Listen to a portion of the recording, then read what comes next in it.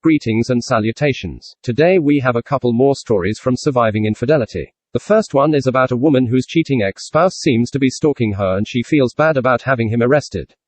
The second one just makes me shake my head. This guy married a highly promiscuous woman and gives a laundry list of proof she's cheating. Yet he's going to counseling to get her to stop. It doesn't sound like it's working. As always, spelling and grammar mistakes courtesy of Reddit. Lol. Don't forget to like and subscribe. It helps this channel grow. Thank you. This story is titled, I filed a domestic violence charge against my cheating and now estranged spouse. 6 months ago, I found out that my husband of 3 years was not only hiding overuse of alcohol and pills but also a profound sex addiction with lots of cheating, mostly same-sex encounters. We've been separated, but since we live on a farm, he lives in an RV on the adjacent property to help with the chores and because rent here is exorbitant. It's not been smooth.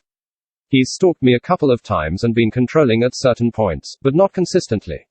His behavior is at times rational appearing, and at times erratic. He is not processing emotions well at all. Tonight, I was out to dinner with a friend and the cheater showed up, walked across the restaurant approaching me from behind, said, "Hi, honey," and when I turned my head, he kissed me. I was shocked. After a moment to clear my head, I went out to the parking lot and opened the passenger door to his car. Told him that first and foremost I wanted to make it abundantly clear that he was never to kiss or touch me without express permission. He was obsessive, irrational, and disorganized in his speech and appeared either inebriated, on some medication, or having not slept for days, both slightly manic and slurring his words. My friend and I spent 15 minutes searching my car for a GPS tracker.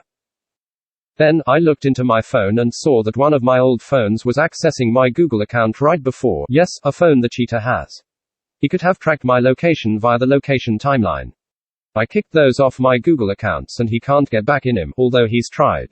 I blocked him from texting or calling and blocked him from Facebook. Since this is the third time he's invaded my privacy and stalked me, I called the police and filed a domestic violence charge against him. I went to the 24 hours magistrate and had an arrest warrant issued. I picked up a friend to go home with me for safety and I drove into my home with all my lights off. I made sure all firearms were secured and accounted for and then called the sheriff to have them arrest him since he was home. I just watched them handcuff him and take him away and I am beside myself. I feel horrible. Comment 1. Don't feel horrible. I mean, you shouldn't be happy about it or anything, but don't feel bad. You did nothing wrong. That's some scary stuff right there. That's a massive invasion of your privacy right there. He made the choices he did and now needs to live with it. Cheating is bad enough, but stalking and following you to dinner is a whole other issue. Hopefully that's a reality check for the guy. If that doesn't stop him, then it sounds like a restraining order would be a good idea, although given your current living situation that could be tough. Comment 2. Your safety is paramount. Go no contact now. Get a lawyer and file for divorce. Don't let him back on the property. Comment 3. Be safe. He seems determined. Your life has just changed and your living arrangement may need to change too. Update. Well, he got out of jail last night. Says he was angry but had lots of time to think and he knows I did the right thing by calling the police. What he was doing was wrong, etc., etc. Here's the issue. My intuition is saying he's white-knuckling and saying the right things, but doesn't truly feel this way. He fabricated a story about how he knew where I was. Complete lie. So, he's still not in reality or being honest. Sigh, 6 months out and he's still lying. I don't hold much hope. I'm trying to find an RV park to move the fifth-wheel trailer to, because it would be the simplest. This story is titled, Is She Cheating, Emotionally, Physically? Male 42 and female 39 together for 16 years, married for 14, 3 kids. Trust issues. In August, my wife went away on a 4-day trip back east to see her family, without me and the kids. While she was gone, I had a little breakdown and went through all of her stuff. I didn't find evidence of cheating, but I did find a lot that made me uncomfortable. Our sex life was not great, not communicating, etc. I had also noticed that on days when she was maybe 20 to 30 minutes or more late home from work, 12-hour night shift, she had stains on her underwear. It happened twice right before the trip and we didn't have sex for at least a week before the trip. I have searched online and understand that sometimes there is a normal discharge that leaves these stains. I found 2 adult toys I didn't know about. I found entries in her diary about indiscretions that may have happened while we were dating 15 years ago. I found entries in her diary that showed she was obsessed with her old boyfriend, frick buddy, for at least a year and a half into our relationship. I found she was hiding money. I handle all of the finances and pay all the bills. Later I found out she was sending inappropriate text messages to a coworker over the last couple of years. I was worried that if she thought the old stuff was okay, see number 3 below, that she could still be doing it. 1. I only knew about 1 vibrating adult toy. I found 2 new ones. One had the receipt from her private credit card from a week before Valentine's Day 2018. It was also huge. She said she had never used it before, but it was wrapped in a towel hidden in an accessible place in her closet. I pushed her on it and said it smelled like it had been used, and she eventually admitted that she had used it, but maybe only once or she didn't remember. The other one she said she's had for a few years. Then I found some pictures from before I knew her 17 years ago. Looks like it was a present from her old boyfriend or a roommate. She said it was from the roommate. She had told me she never used it, but when I confronted her about keeping it for so long, she admitted to using it. For the record, I do not shame her about self-pleasuring, and have tried to encourage it. I even used that adult toy on her recently for the first time. Unfortunately, more than 10 years ago I walked in while she was watching adult videos and self-pleasuring, and she says I made a bad joke. Neither of us remembers what I said. 2. We have a joint bank account and credit cards.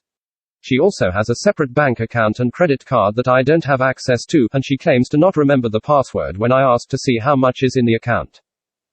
She also has a locked envelope in her dresser drawer. I asked how much was in the envelope and in her bank account. She said a couple or a few hundred in the envelope and a couple thousand in the account. There is about $6,000 in the account and $2,000 in the envelope. I know because I picked the lock on the envelope and there was a receipt with the balance. 3. She had a long-distance relationship with a guy 300 miles away when we met, although that may have been on hold because she was dating a guy that had just moved a few states away. She told me once when we were first dating that she had cheated on with D, but later said it didn't happen or she didn't remember. She told me that D was just a frick buddy, and she would drive 300 miles sometimes for a booty call. It bothered me, but I thought I got over it as it was a previous relationship and we were exclusive, or so I thought. 16 years later I find out that at least a year and a half into our relationship, at a time we were discussing getting married a year later, she was still talking to him. She had said he was just a friend and we met up with him and his girlfriend for dinner once, but I didn't know she was still in regular contact with him. So, I found an email that said, I had a kid in 5-point restraints yesterday and instantly thought of you. She is a nurse, he responded and said he'd like to be tied up again. When could he see her? She responded that she didn't think her boyfriend would like that. Then she kept trying to find out when he was coming to town and invite him to nursing school parties. She eventually sent him pictures of body shots, some girl drinking off her chest. He came to town with some friends and I think she ended up meeting him at a club without me because I didn't know I had any reason not to trust her. There was also an email where she kept trying to find out where they were staying so she could bring a bottle of Jack Daniels to his room before the clubbing. I went looking for the emails because I read her old diary and found out that she was still thinking of him and fantasizing about him at least a year and a half into the relationship. She says that her feelings for D are none of my business and she didn't do anything wrong. I told her that I disagree, her thoughts are one thing, but she was emailing and calling him. When I met her, she had been in an apartment for about a year. I only found out recently by reading her diary that she got the apartment, so she had a place for D to stay when he came to town. She had been living with her parents and moved back in 6 months or so after we started dating. I asked her about old emails with D, and why she got the apartment, and she either denied or said she didn't remember until I read the emails to her. Later she went back and read the emails and got mad at me and said that I misunderstood the restraints email. I had said I remembered her having fuzzy handcuffs and that 5-point restraint was probably a reference to installing car seats in nursing school. She said no, it was actual hospital bed restraints and that D had some they had used for bondage sex. She seemed to think that made a difference. 4. In her diary she wrote that during the early months of our relationship something may have happened on an out-of-town work trip. She wrote that they were at Havasu and while her roommate was in the shower her boss T came into her room and was fidgeting and acting nervous.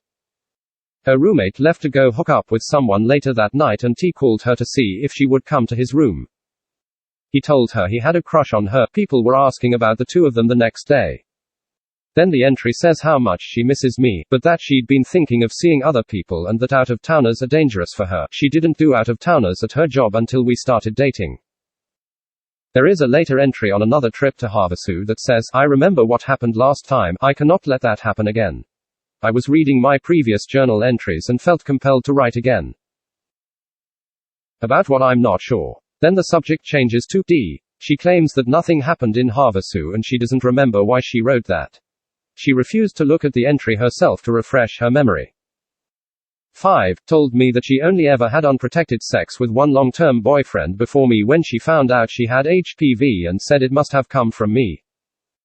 From her diary, there were at least 3 or 4 others and she had pregnancy scares as well. I brought it up and she said it didn't matter because she got tested before we dated. I was really more concerned with the lie. 6. More recently, she has been getting Brazilian waxes for at least the last few years. In the last couple of years, our sex life has been worse, and she started hiding the waxes. She started paying on her private credit card. When I would find out a week or 2 or sometimes 3 later, she would say that she does not get them for me, but not for anyone else either. I recently saw on her calendar going back more than a year that she has appointments every 6 weeks like clockwork. After I broke down and confronted her about the diary entries, our relationship has been better and our sex life more regular. However, she waited 3 months to get waxed again and then remarked during sex that it was so much better when she was waxed. So, sex feels better when you're waxed, but you don't want me to know about it, it's not for me, and you don't want to have sex with me after getting waxed. 7. About a year and a half ago I noticed she was using a messaging app I didn't recognize. Shortly thereafter she changed the password on her phone. She said it was to keep the kids from playing games on it, but she didn't give me the password immediately. Around that time, she wanted to give some of my unused workout equipment to a younger single coworker. He acted weird around me and she said he is just awkward. I have seen him at her work parties a few times and he was always awkward with me unless I got him talking about marijuana. In August she asked if there was anyone in particular that I was worried about or if I'd found anything else that concerned me. I told her maybe in past years I might have been worried about other single men at work she befriended, but they were both married now. I asked her recently if there was anything in her DMs or texts that I would think were inappropriate. She said no. We have been going to counseling and she is upset that I don't trust her. I finally asked to see the messages on her phone. I found a little of what I thought I would. She uses the kissy face emoji fairly often with says, I miss your face, at least I'll see your lovely face with kissy face emoji, makes a point of adding friend to some of the messages. Sends twerking videos to each other. She asked to see him twerk and he said he only does it in private. Some of his posts are deleted, could be bad links. She discusses new music she likes and TV shows she's watching.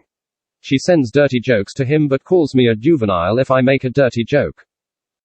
When confronted she says that she just has a dirty sense of humor with her coworkers. She sends kissy face emojis to everyone, and that she thinks guys that dance are sexy, twerking videos. She sent him this, freaking sent this when I was messing with your head. If you let your hair grow down there a little it can feel the same way. She admitted that she finds him attractive and he makes her feel funny and witty and that he was giving her what I wasn't.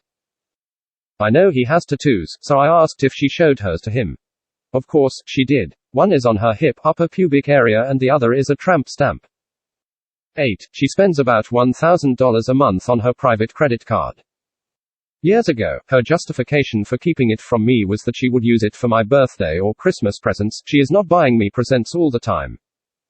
9. She has 2 other diaries that I wasn't able to see. One is a rhyming diary about sexual encounters and the other one is a website freeopendiary.com or something. She made a reference to writing about D in the online diary, so I wanted to see if there was something more about the Havasu trip there. She claims to not remember her login or the email she used and is not interested in trying to access it. I asked about seeing the rhyming diary and she blew me off.